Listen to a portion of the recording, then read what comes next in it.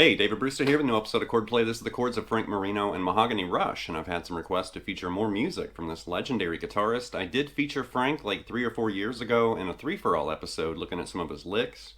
And actually one of the viewers out there actually knows Frank, or he's neighbors with Frank, and he showed him that video. And Frank approved. He was happy, and he was like, yeah, great job. So hopefully Frank will see this episode too. This episode is going to take a look at his chords and rhythm work. Definitely Frank Marino is an overlooked and underrated 70s guitar badass. I love Frank Marino, so if you're a Frank fan, Mahogany Rush fan, maybe you're looking at injecting some really cool, chords and rhythm work in your guitar playing, this episode is totally for you.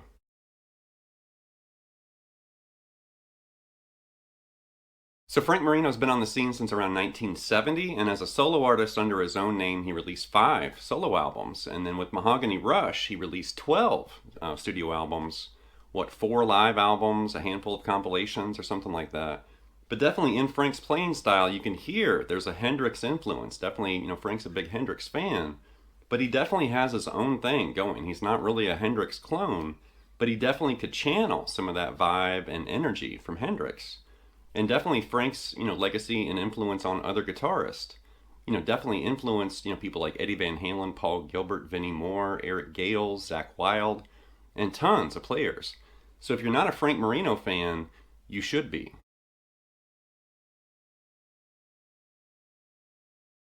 So the music and chord-based examples in this episode came from 3 Frank Marino related albums, and definitely most people point to Frank Marino and Mahogany Rush Live from 1978.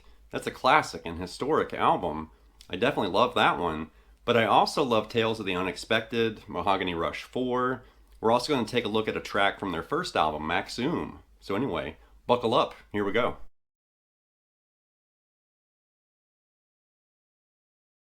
With the opening, that's Dorr Of Illusion from Tales of the Unexpected, and it's something like this.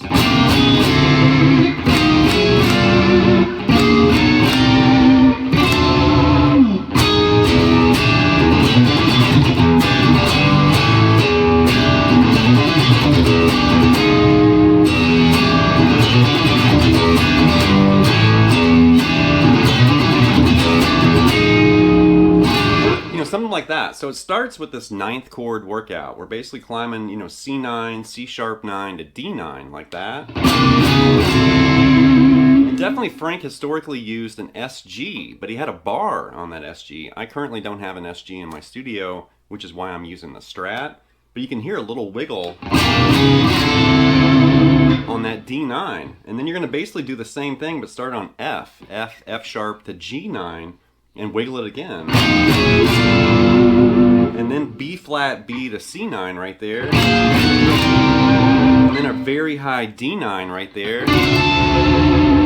So there's the intro.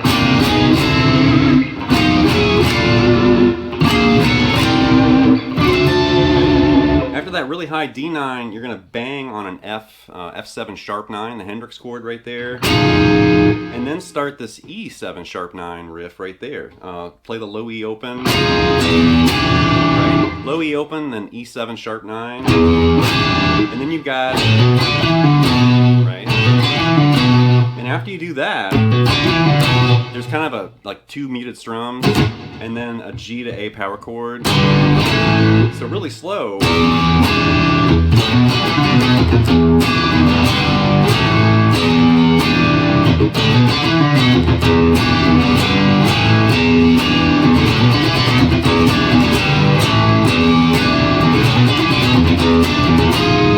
The second time there, you're going to basically, walk through that riff, do everything the second time, and then end on that F9 or F7 sharp 9, like that. Right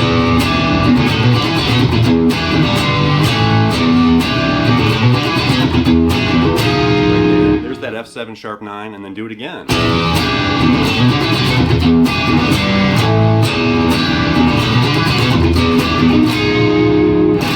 Totally a kick-ass song right there. Next up's the title track from Tales of the Unexpected with the song Tales of the Unexpected. And this is a big, as far as the opening, this is a big 6-9 chord workout. So if you're not really familiar with that chord, after this song, you will be, like this.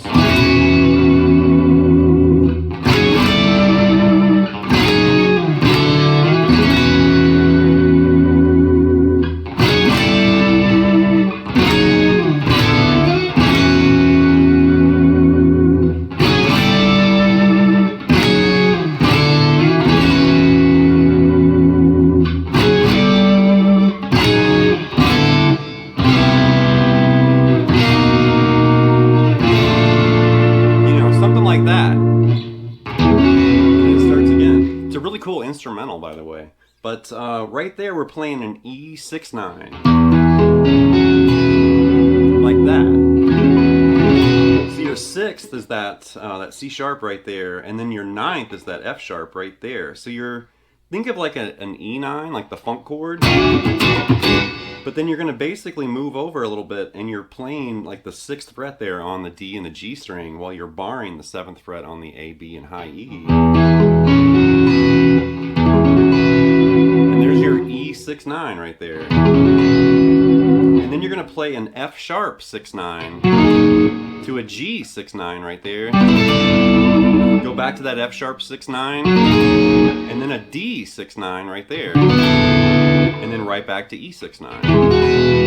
So that first part, it's all 6/9 chords. E, F sharp to G, and then F sharp to D.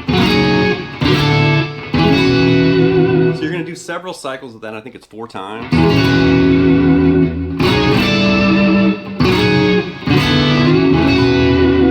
And then the last time right there, like after that D6/9, you're going to actually end right there with a C major 7, and then B major 7, and then B flat major 7, like that. Definitely a really cool song, and that's a very interesting chord type if you're not familiar with it. Those 6/9 chords, so cool. And super jazzy too. Next up's the song Dragonfly. This is from Mahogany Rush IV. It's also on the live album from '78, and it's the super funky riff like this.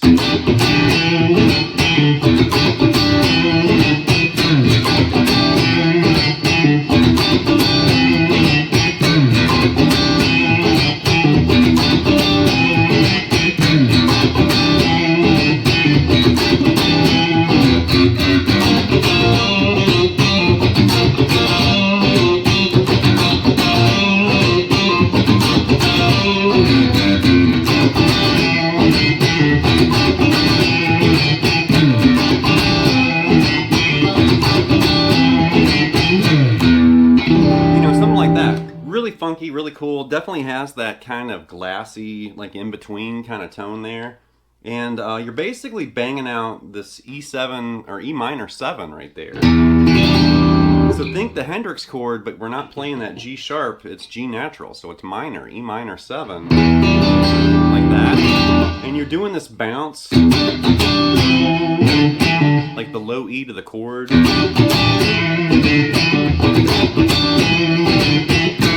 And you definitely hear like that kind of change. And then the second time, and you definitely hear this big slide from that E, like that.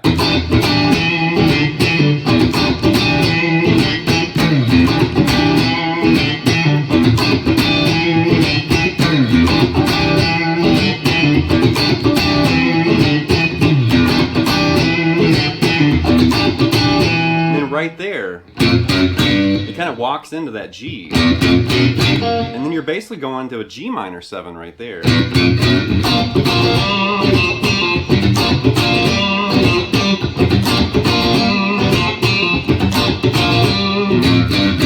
it's kind of mimicking what we did in that E minor 7, but in G minor 7 right there.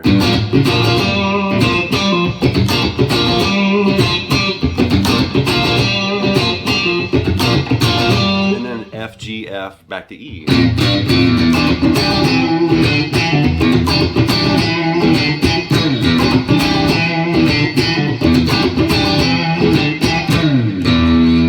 Next up's the main riff from The Answer. This is also from Mahogany Rush IV, and it also appears on the live album from '78. And it's this kind of funky Hendrix workout. And the intro of the song actually is this octave kind of Hendrixy thing, and then it moves into this chord riff, like this.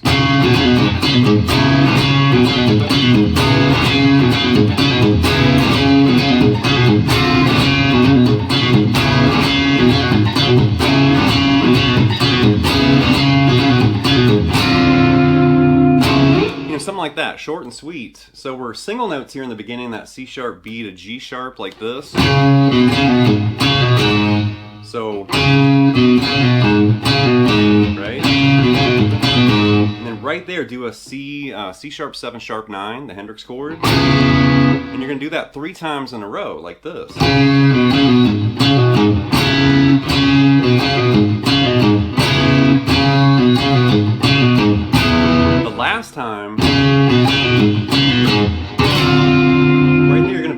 to a D 7 sharp 9. So just move that Hendrix chord up a half step and then do all that again.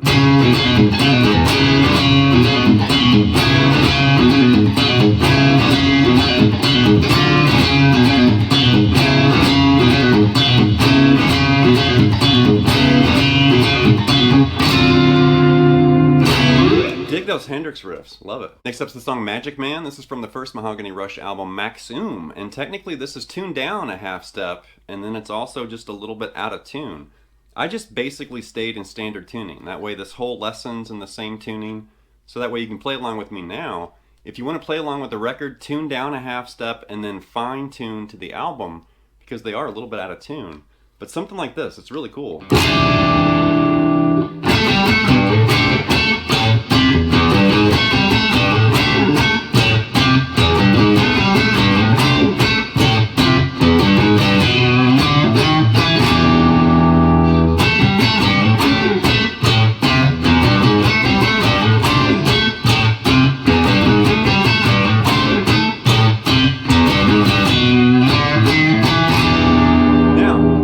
This is a weird riff, and there's also like these overdubs, like in the background and stuff, like the Steve Cropper, like sixths and stuff. It's like, what is going on? But I dug that riff. So start with the Hendrix chord, E7 sharp 9, and then it's like funky, you know, single note riffs here, right? Like that, so that, you know, A, G, A, and then slide that lower G to A, and then right there you're gonna grab an A7 sharp 9. Like that. So, and then this A to that lower A right there, the octave, and then a C, and then the low E, G to G sharp. And then that's the riff right there, so really slow.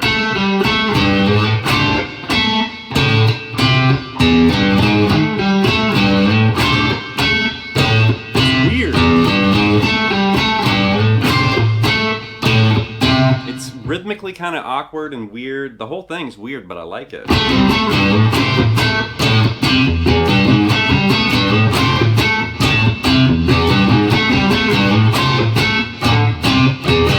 And then right there, the last time,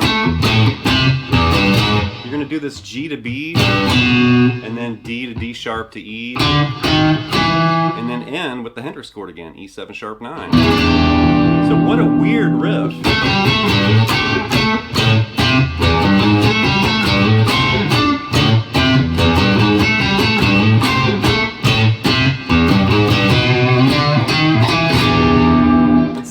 But so cool. Okay, last but not least is Frank's cover of the Beatles classic Norwegian Wood, and this appears on Tales of the Unexpected. And I know the first time I heard that album, which was a long time ago, but the first time I heard that album and heard this cover, I was not expecting this. It's so cool, like this.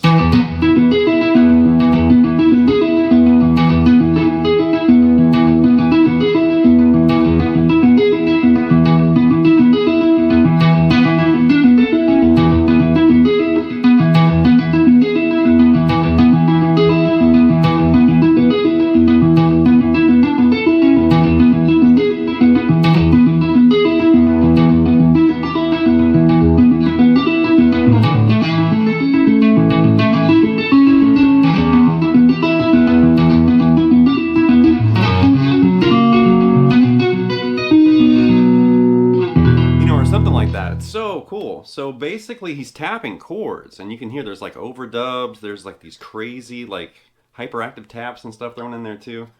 But as far as that basic chord progression, kind of supplying, you know, the sound of Norwegian Wood, he's basically fretting an E5 power chord right there, and then he's tapping an E major, you know, triad or chord right there above it like this.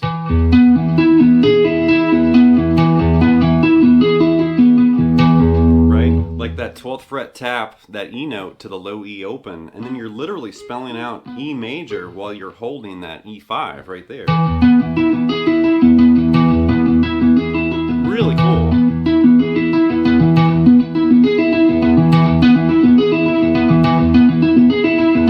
And that little change in the riff, you can hear him do.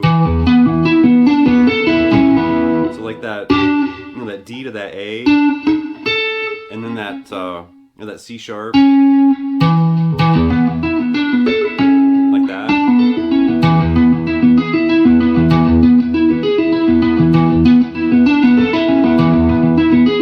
little hint of the Beatles, classic right there, but tapped.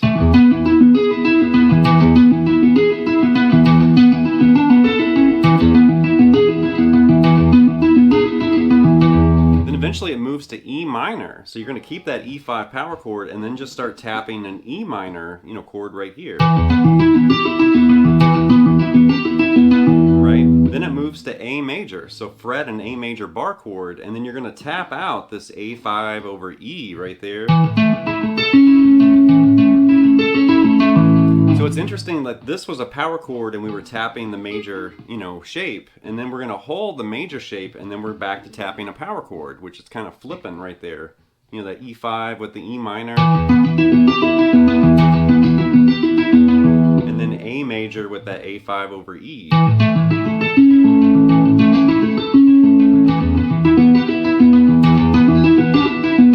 And that last time, it's like F sharp